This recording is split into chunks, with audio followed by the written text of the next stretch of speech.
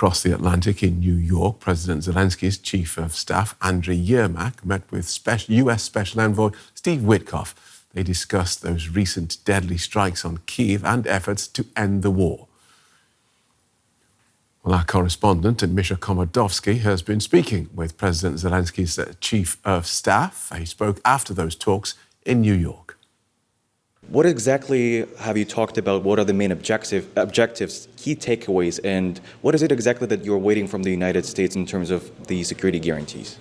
First of all, it was necessary to continue the dialogue, especially after a very successful summit in the White House 10 days ago, with bilateral, between President Zelensky, President Trump, and also with the 7 very powerful European leaders.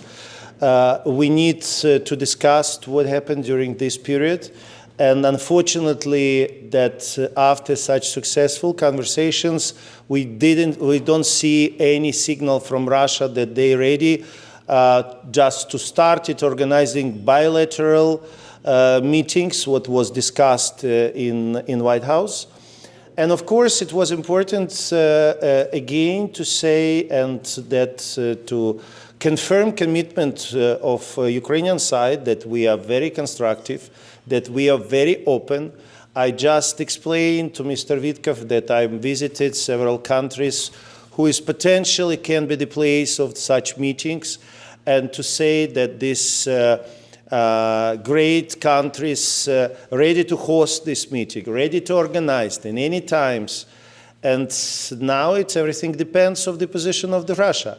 And of course, again, to say that we very appreciate that President Trump is continue absolutely to be in the position and to doing a lot of to achieve the peace.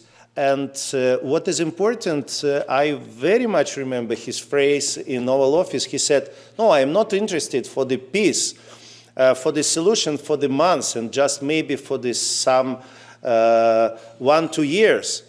I need for the long terms."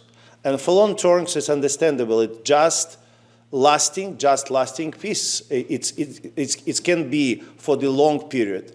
It means that we are working in parallel. We discussed how going the work for the security guarantees. I appreciate today's meetings, and we are talking. We will continue. It's not mean that we are talked today and take the long pause. We will be continue. We're now working in the format of everyday conversation, consultations with our American friends, with our European friends. And now, you know, it's hard work. It's hard work. Nobody know how to end this war, and nobody know exactly what will be in the end, what will be this peace deal, what will be in the final draft of the security guarantees. But we exactly understand what we need. But this is the process of negotiations, of the consultation. And this is great that after 3.5 years, so great, maybe just more stronger unity around Ukraine. And we have a lot of countries and every month added somebody more for the coalition of willings. And it's necessary to not necessary to found the conspiracy. It's necessary to take times. We understand. We understand because we in Ukraine. We just, you know, these days we are coming to New York, to the other place. We in Ukraine. We know how living our people. We know what happened last night. We absolutely, and I have the opportunity today to show to Mr. Witkoff, and he is the person what was who his is, reaction?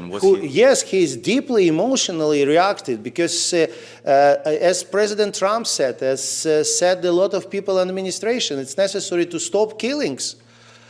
But you know, it's the process, and this is great that we are talking, we are hearing each other, and I think that we end this war. We end this war by just and lasting peace.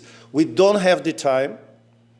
And it's good that now our partners and friends understand that it's impossible just to waste any days, any hours, and we will continue to work. Thank you, and great events today here in New York. Then in NASDAQ started first Ukrainian company, Kyivstar. It's one of the signal that Ukraine living, Ukraine fighting, and we so many times during this period of time surprised the world, and we will. Be sure that we will not stop. We will continue, and as I just found some formula.